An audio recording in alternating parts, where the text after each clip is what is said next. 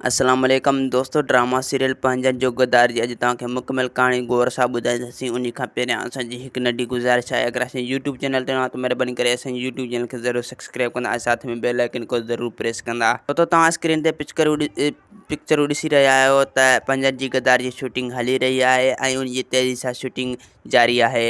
ऐं ॿिए पासे काफ़ी दोस्तनि जूं कमेंटूं पियूं अचनि त आज़म मेघल यानी रबन इन ड्रामे में ईंदो या न। तो तव्हांखे सॼी अॼु अपडेट इन नंढी वीडियो में ॾींदासीं। तो आज़म मेघल यानी रबन, उम्मीद अली कलवड़ यानी ओठो, इहे ॿई दौलाब ड्रामे में हींअर कमु करे रहिया आहिनि। दोस्तो इहे वांदा न आहिनि वेठा। जेॾी महिल ही वांदा थींदा त लाला फयाज़ चयो मां इन ॿिन्हिनि खे ड्रामे में ज़रूरु आणींदुसि।